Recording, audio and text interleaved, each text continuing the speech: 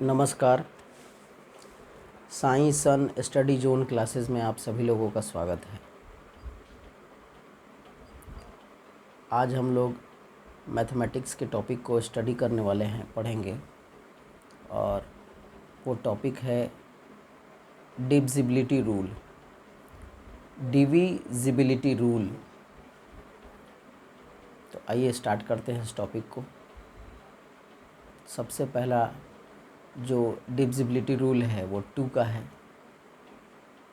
तो अगर कोई लार्ज नंबर है, बिना भाग दिए, बिना डिवाइड किए हमको पता लगाना है कि वो नंबर 2 से डिवाइड लगेगा या नहीं, 2 से डिविजिबल होगा या नहीं। तो हम उसके यूनिट प्लेस को देखेंगे, और यूनिट प्लेस पे अगर 0, 2, 4, 6, 8 रहेगा तो वो नंबर 2 से डिविजिबल होगा, डिवाइडेड होगा। एक बार फिर रिपीट करते हैं। यूनिट प्लेस पे गौर करेंगे। 2 का डिविजिबिलिटी रूल हम लोग देख रहे हैं। अगर कोई लार्ज नंबर है तो उसके यूनिट प्लेस, इकाई स्थान को देखेंगे, और अगर 0, 2, 4, 6, 8 है तो उस नंबर में 2 से भाग लग जाएगा, वो 2 से डिवाइडेड होगा। नेक्स्ट है हमारा डिविजिबिलिटी रूल ऑफ 3। तो इसका पता कैसे लगाएंगे बिना भाग दिए, बिना डिवाइड किए, कि नंबर 3 से डिवाइडेड होगा या नहीं होगा। तो इसके लिए जो डिजिट्स होंगे उसका सम करेंगे हम। जैसे एक एग्ज़ाम्पल लेते हैं, 123। ये एक 3 डिजिट नंबर है। बिना डिवाइड किए हमको पता करना है कि ये 3 से डिवाइडेड है या नहीं। तो इसमें 1 + 2 + 3 करेंगे तो ये हो गया आपका 6। अब ये जो सम आया वो अगर 3 का मल्टीपल है तो नंबर 3 से डिवाइडेड होगा। तो 123 is divisible by 3, divided by 3। अब आगे देखते हैं हम लोग 4 का डिविजिबिलिटी रूल। 4 का डिविजिबिलिटी रूल ये कहता है कि वंस और टेंस, यानी कि TO, अगर कोई नंबर है उसके टेंस और वंस प्लेस पे जो नंबर है, अगर वो 4 से डिवाइडेड है तो वो 4 से भाग लग जाएगा। जैसे एग्ज़ाम्पल लेते हैं 112। तो 112 जो है इसके TO पे 12 है, और 12 जो है वो 4 का मल्टीपल है, यानी कि 4 के टेबल में आता है। मल्टीपल एक बड़ा ही इंटरेस्टिंग वर्ड है मैथ्स का, जिसको हिंदी में गुणज कहते हैं। तो मल्टीपल कहने का मतलब ये है कि अगर 4 के मल्टीपल की बात करें तो 0 को छोड़ देंगे और 1 से उसमें मल्टीप्लाई करना शुरू करेंगे। तो 4 में अगर 1 से मल्टीप्लाई करते हैं, 2 से मल्टीप्लाई करते हैं, 3 से मल्टीप्लाई करते हैं, 4 से मल्टीप्लाई करते हैं, 5 से मल्टीप्लाई करते हैं, और मल्टीप्लाई करते ही चले जाते हैं जितना मेरा मन करे, तो जो प्रोडक्ट हमको मिलेगा, जो गुणनफल हमको मिलेगा, जो गुना करने के बाद जो आंसर मिलेगा, उसको हम लोग मल्टीपल बोलेंगे। जैसे अगर 4 के मल्टीपल की बात की जाए तो 4, 8, 12, 16, 20, 24 एक्सेट्रा, इसी तरह से आता चला जाएगा। तो 4 के डिविजिबिलिटी रूल में हम टेंस और वंस को नोटिस करेंगे।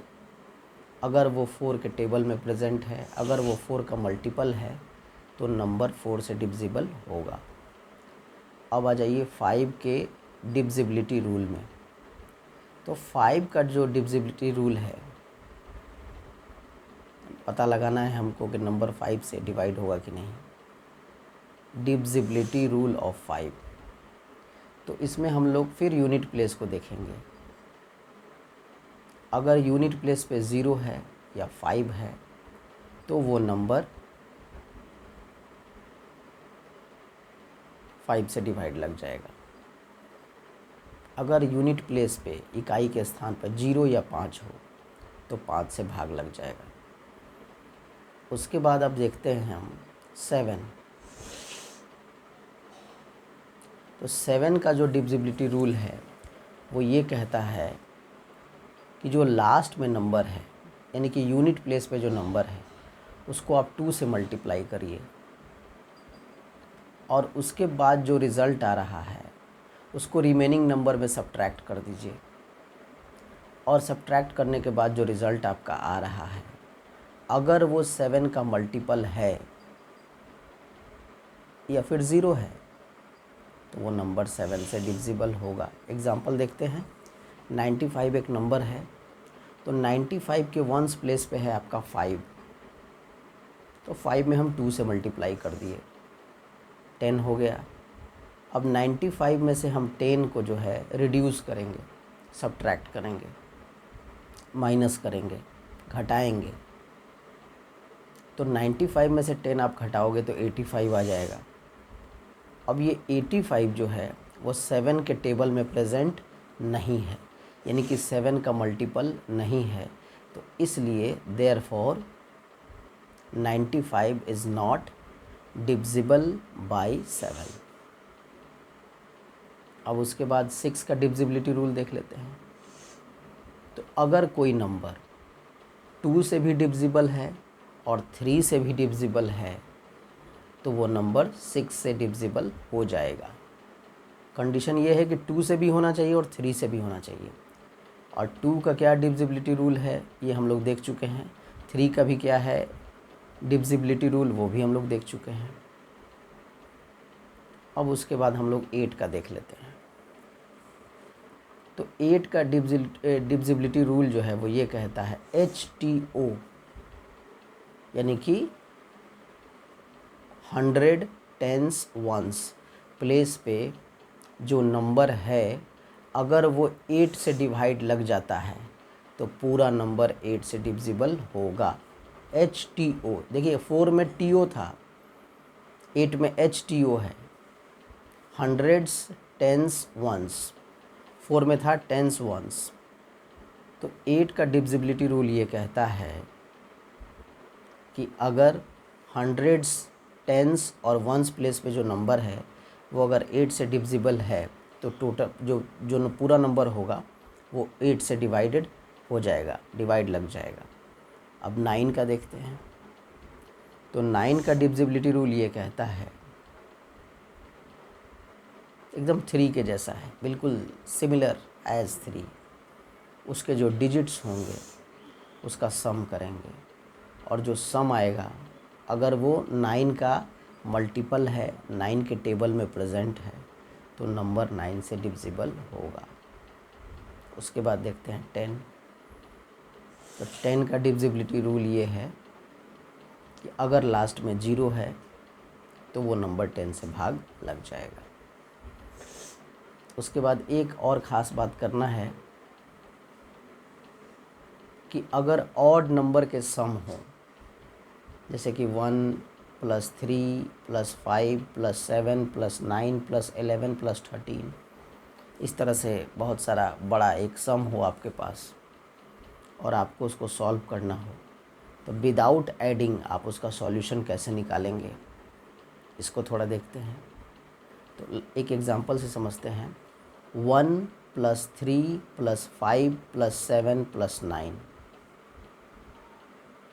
तो इसमें हम लोग देख रहे हैं कि 1 3 5 7 9 सब ऑड नंबर है और नंबर ऑफ़ टर्म्स काउंट करेंगे तो नंबर ऑफ़ टर्म्स इसमें 5 हो गया। 1 3 5 7 9, तो 5 का स्क्वायर कर देंगे सीधा, 25 इसका आंसर हो जाएगा। उसी तरह से एक और भी एग्जांपल ले लेते हैं। 1 + 3 + 5 + 7 + 9 + 11 + 13। तो इसमें हम लोगों ने देखा कि सारे के सारे ऑड नंबर्स हैं, 1 3 5 7 9 11 13। तो अब हम लोग नंबर ऑफ़ टर्म्स को काउंट करेंगे। तो तो नंबर ऑफ़ टर्म्स मेरे पास कितने हो गए? 1 3 5 7 9 11 13, 7 नंबर ऑफ़ टर्म्स हो गए। तो सीधा 7 का स्क्वायर करेंगे तो 7 7 जब 49, इसका आंसर हो जाएगा। तो ये एक बहुत ही अच्छा कॉन्सेप्ट है जो मैंने सीखा, तो मैंने सोचा कि आप लोगों के साथ शेयर करूं। तो अगर कोई ऑड नंबर्स का सम हो बहुत बड़ा, तो नंबर ऑफ़ टर्म्स को काउंट करेंगे और सीधा इसका स्क्वायर कर देंगे, तो विदाउट एडिंग उसका सॉल्यूशन हम लोग को मिल जाएगा। तो इस तरह से आज हम लोगों ने मैथमेटिक्स के कुछ टॉपिक्स को डिस्कस किया, जिसमें डिविजिबिलिटी रूल्स को हम लोगों ने देखा। 2 3 4 5 6 7 8 9 10। उसके बाद विदाउट एडिंग सॉल्यूशन हम लोगों ने देखा ऑड नंबर्स के। तो अब जो बात होगी वो थोड़ी सी आध्यात्मिक होगी, धार्मिक होगी, और वो बात है भगवत गीता की। तो भगवान श्री कृष्ण को प्रणाम करते हुए श्रीमद् भगवत गीता का अध्याय 2 का 23वां श्लोक मैं पढ़ूँगा। जो आज मैंने पढ़ा है उसको याद किया है, सीखा है, बहुत ही ज्ञानप्रद, शिक्षाप्रद, प्रेरणादायी है। तो आइए इसको स्टार्ट करते हैं। नैनम छिन्दन्ति शस्त्राणि, नैनम छिन्दन्ति शस्त्राणि, नैनम दहति पावकः, न चैनम क्लेदयन्त्यापो, न शोषयति मारुतः। एक बार और रिपीट करते हैं। नैनम छिन्दन्ति शस्त्राणि, नैनम दहति पावकः, न चैनम क्लेदयन्त्यापो, न शोषयति मारुतः। एक बार और रिपीट करते हैं। नैनम छिन्दन्ति शस्त्राणि, नैनम दहति पावकः, न चैनम क्लेदयन्त्यापो, न शोषयति मारुतः। श्रीमद् भगवत गीता अध्याय 2 श्लोक संख्या 23। इसमें भगवान श्री कृष्ण क्या कहते हैं? आत्मा को शस्त्र काट नहीं सकते, अग्नि जला नहीं सकती, पानी भिगो नहीं सकता, और हवा उसे सुखा नहीं सकता। इस श्लोक के माध्यम से भगवान श्री कृष्ण इस बात की शिक्षा देना चाहते हैं कि जो आत्मा है वो सदैव अजर, अमर और शाश्वत है। ना उसकी उत्पत्ति होती है, ना उसका विनाश होता है, सिर्फ शरीर का नाश होता है। इसी तरह से जो पुण्यात्मा है वो सदैव हमारे साथ रहती है, हमारी मदद करती है। ऐसा कभी नहीं सोचना चाहिए कि जो लोग चले गए उनकी अच्छाइयाँ ख़त्म हो गई। अच्छाइयाँ सदैव जीवित रहती हैं और लोगों का भलाई करते रहती हैं, जैसे वो अपने जीवन काल में करती थी। और भी हम लोग आगे सीखते रहेंगे। Thank you very much.